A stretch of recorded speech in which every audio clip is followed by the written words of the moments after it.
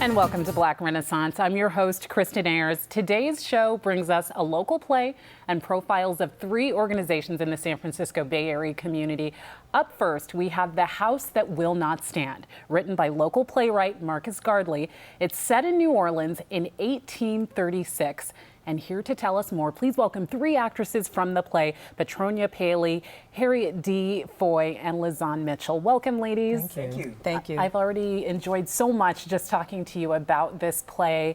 It is, as we said, set in antebellum New Orleans, and it actually addresses a little-known piece of African-American history a lot of people don't know about, called plissage. Tell us, what is plissage? Plissage is a system that was started for common law marriages between women of color, usually very fair women, and white men. They could not marry legally, so they developed a system that they could marry. They were also called left-handed marriages. Left-handed marriages. Yeah. Okay. And a lot of people don't know this. Why was it important, Harriet, to bring a story like this to light for people who aren't aware of this piece of history? Because it is a history. It's about these women who were powerful, who were free women of color, who most people think during that time there was slavery rampant in the rest of the world. But here, these women were the most powerful and very rich, and they were fair, and they actually had their own house servants and slaves. And so this system was separate from the regular household where they would be married to the white women. And here you had these women of color who were very powerful and that everyone desired. And speaking of the slaves that they kept, you actually play a servant in the household, Makita, a very central role. Yes, servant, slave to the matriarch, Beatrice Albin. And Makita she knows all, sees all. So anything you want to happen, you come to Makita for. She knows everything. Very central role in this play. And also, Lizanne, you play the matriarch in this family, and the importance is very clear of freedom. That's one of the major themes in this play. So talk to me about what Lizanne's motivations are as far as her daughters and her desire to see them free.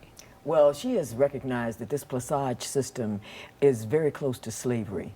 Although you might have more benefits in terms of material things, you are still the possession of someone. She feels that her daughters need to move out of this system. However, the laws, this era of free people of color is unique to Louisiana, and their free people of color are very wealthy. They are landed, extraordinary entrepreneurs, so they're perceived as a threat to the ruling powers. And so laws began to be enacted to curtail them. She sees the possibility of a reversal of their whole lifestyle into slavery, possibly. And she would love to have her daughters and her move to France. Free people of color have been moving there in droves because they see what's about to happen. The writing's on the wall. We actually have a clip of The House That Will Not Stand. Let's go ahead and take a look at it here.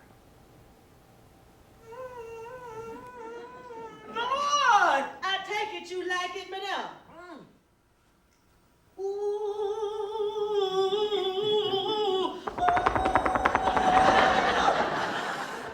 that means yes. I heard that song before. Woman, how you do this? How you make soup so good it give it a Holy Spirit? Because I'm anointed and because this is my mom's recipe. She taught me how to cook this when I was living off the plantation in Natchez. She said, making good gumbo is like making love to a good man. Always use both hands and don't be afraid to try something new. I love it. It's wonderful. You have the history in there, and you have these very serious themes, but you also have humor. So how did you manage to actually balance those two? Well, it's in the script. All you have to do is tell the truth, speak the truth of the words. The playwright Marcus Gardley is brilliant in that 1 minute he can tug at your heart, and then the next second have you laughing, and you're amazed at yourself because you're like, why? What? This is a very serious moment, but why am I laughing? Because he knows that you need that release to help you make it through this journey. That's so weird seeing ourselves like that. It's so, wow, that's what we look like. You look good. I have to say you look good, and the play looks good. Yeah, and the thank play you. has actually been extended out to It March has, 23rd, until the Which is correct? great for us. The audiences have been loving, they've been very responsive, very giving, and coming back 2 and 3 times and bringing friends and family to see it. So those tickets are hot, and people need to get them now. I know I'm going to get mine, so I'm definitely going to be seeing it this weekend. It's great for Wonderful. young people too. We just did our first high school matinee a couple of days ago, and at the talkback, all the students stayed because they were so interested in this. And also, there are 3 daughters in the show. They're 19 and under, and they form the young people's point of view of what Passage is about in this time in Louisiana. And they're humorous, they're extraordinary, and it's young people have someone to relate to in the play. Absolutely. So really, people are able to relate to this from all different levels, from all different places.